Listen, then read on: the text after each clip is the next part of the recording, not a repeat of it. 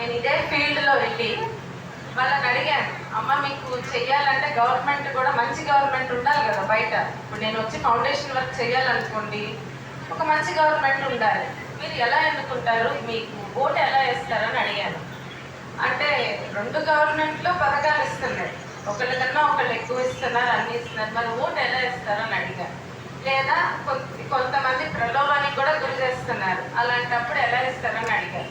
వాళ్ళు ఎంత అమాయకంగా చెప్పారంటే, ఒక ఓటు ఇటు ఒక ఓటు అటు వేస్తామమ్మా అని చెప్పారు.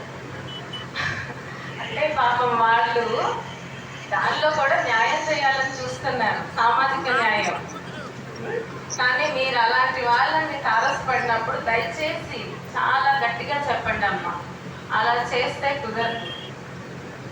ఎంపీ ఓటు కానీ ఎమ్మెల్యే ఓటు కానీ 2 సైకిల్కే పడాలి, అప్పుడే అభివృద్ధి ఒకే పదంలో నడుస్తుంది. పైనుంచి కింద వరకు కూటమి ప్రభుత్వం, ఎన్డీఏ కూటమి ప్రభుత్వంలో మోడీ గారు మన ఆడవాళ్ళకి ఇంకొక చాలా అద్భుతమైనది చెప్పారు.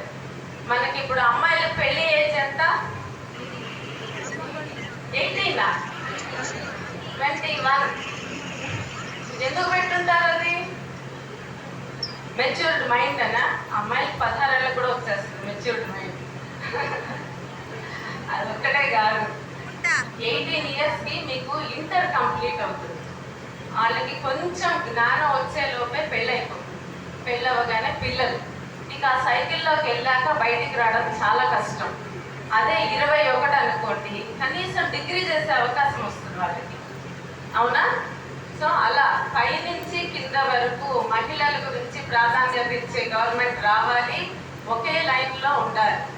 సో మీరు అది తెలియజేయండి అలా అమాయకంగా ఆలోచిస్తున్న వాళ్ళకి. ఎంపీ ఓటు ఎమ్మెల్యే ఓటు ఒకే పార్టీ ఉండాలి, అప్పుడే అభివృద్ధి అవుతుంది అని.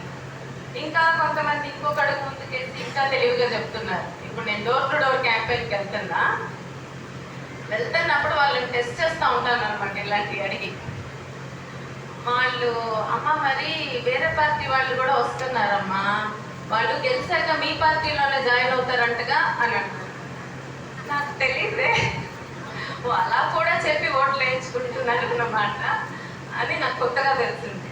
సో అలాంటివి జరగవు, సైకిల్ గుర్తుకే ఫస్ట్ ఓట్ వేయాలి అని క్లియర్గా దయచేసి మీరు మిగతా వాళ్ళని కూడా చైతన్యపరచండి.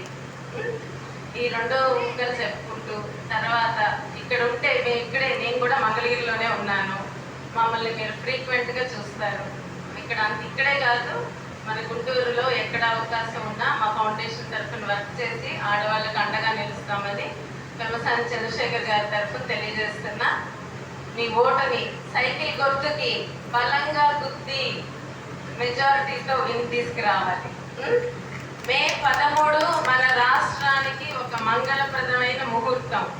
మొత్తం యూటర్న్ తీసుకొని కరెక్ట్ చేసుకోవాలి సమాజాన్ని. ఓకే అమ్మా, థ్యాంక్ యూ.